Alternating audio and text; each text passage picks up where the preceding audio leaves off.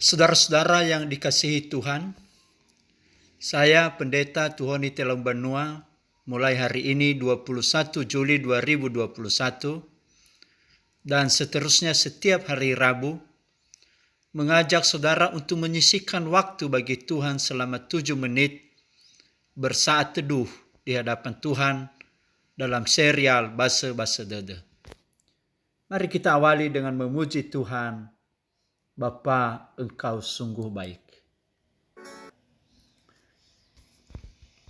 Di dalam nama Allah Bapa, di dalam nama anaknya Yesus Kristus, dan di dalam persekutuan dengan Roh Kudus. Amin. Firman Tuhan, Basa-Basa Dede menurut perikopen BNKP, kita baca dari Efesus pasal 1 ayatnya yang ke-18. Beginilah sabda Tuhan. Dan supaya ia menjadikan mata hatimu terang, agar kamu mengerti pengharapan apakah yang terkandung dalam panggilannya, betapa kayanya kemuliaan bagian yang ditentukannya bagi orang-orang kudus.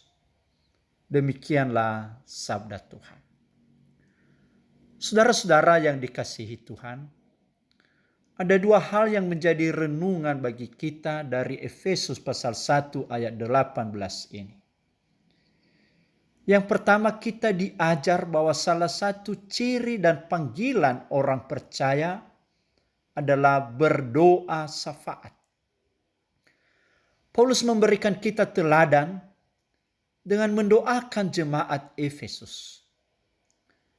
Ada dua isi doa di sini. Yang pertama, bersyukur kepada Allah atas anugerahnya bagi jemaat. Dan yang kedua, memohon hikmat serta pengertian dari Allah supaya diberikan kepada umatnya agar umatnya mengenal Allah dengan benar. Pokok yang kedua adalah kita dipanggil agar mata hati kita terang. Mata hati kita terbuka mengenal Allah dan kasih-Nya yang tak ternilai, yakni keselamatan dan hidup kekal di dalam Yesus Kristus yang disediakan bagi orang-orang kudus. Saudara-saudara, mata jasmani kita terbuka, tetapi seringkali mata hati kita buta, tertutup, telah dibutakan oleh keinginan duniawi, keakuan, ketamakan, kecongkakan, keserakahan, hawa nafsu, dan perbuatan daging lainnya. Inilah yang membuat kita terjerumus dalam jurang kekelaman dan keputusasaan. Oleh karena itu, firman Tuhan yang menjadi basa-basa dede bagi kita. Marilah kita saling mendukung dalam doa dan membuka mata hati kita dengan meninggalkan segala keinginan daging dan menyambut Roh Allah serta hikmat-Nya memimpin hidup kita. Sehingga kita hidup sepadan dengan firman-Nya, hidup dalam iman, kasih, dan pengharapan di tengah dunia yang rawa ini. Amin. Kita berdoa. Ya Tuhan yang Maha Baik, ampuni kami karena mata hati kami sering dibutakan oleh keinginan-keinginan daging. Kami memohon, datanglah ya Roh Kudus.